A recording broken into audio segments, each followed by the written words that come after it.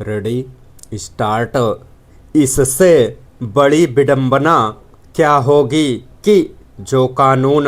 या नियम कायदे कभी आपात स्थिति या बहुत ज़रूरी होने पर ही प्रयोग किए जाने के लिए बनाए गए होंगे, उन्हें कई बार कुछ खास लोगों को विशेष सुविधा मुहैया कराने का औजार बना लिया जाता है। यह एक तरह से किसी कानून का दुरुपयोग है और जब लगातार ऐसा होता है तो सवाल उठता है कि क्या सरकार नागरिकों के प्रति किसी कानून को बरतने के मामले में अपने स्तर से भी भेदभाव करती है, वरना क्या वजह है कि जघन्य अपराधों में दोषी ठहराए गए किसी सजा याफ्ता को सिर्फ इसलिए बार बार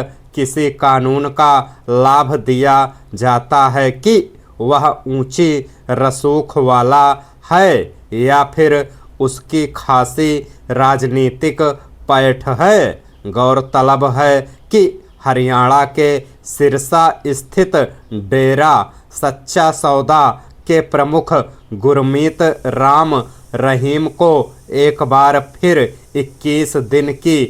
पैरोल दी गई है, यानी इस सुविधा के मिलने के बाद फिर से राम रहीम रोहतक स्थित सुनारिया जेल से बाहर निकलकर अपने आश्रम में रहेगा। इससे पहले भी उसे 12 बार पैरोल और 5 बार फरलो की सुविधा मिल चुकी है। ऐसा लगता है कि राम रहीम अपनी सज़ा को सिर्फ औपचारिकता भर के लिए अपनी सुविधा के मुताबिक काट रहा है और उसे जब ज़रूरत पड़ती है वह किसी न किसी बहाने जेल से बाहर आने का रास्ता बना लेता है।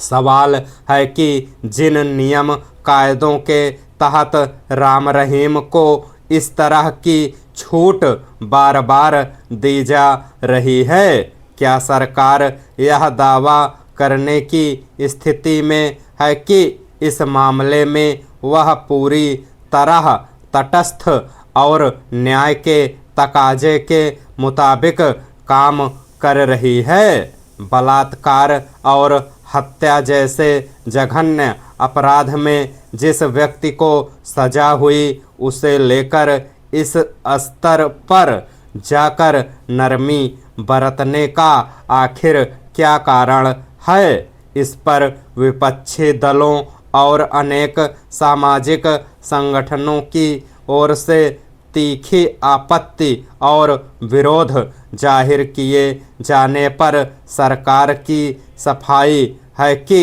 राम रहीम को इस तरह की रिहाई नियमों के तहत दी जाती है। क्या सरकार गंभीर अपराधों की सजा काटने वाले अन्य लोगों के प्रति भी समान मानकों के तहत ऐसा ही रुख अपनाती है? फिर किसी भी कैदी को लेकर इतना उदार रवैया दिखाने की क्या वजह हो सकती है कि पिछले 10 साल में उसे 17 बार अलग अलग कारणों से कभी पैरोल पर तो तभी फरलो पर जेल से बाहर अपना समय सुविधाजनक तरीके से काटने की छूट दी जाती है? यूँ राम रहीम को इस तरह जेल से बाहर रहने की सुविधा मुहैया कराते हुए शायद केवल उसकी ज़रूरतों का ही ध्यान रखा जाता है, मगर एक विचित्र संयोग यह भी देखा गया है कि जब भी उसके प्रभाव क्षेत्र में चुनाव होने वाले होते हैं।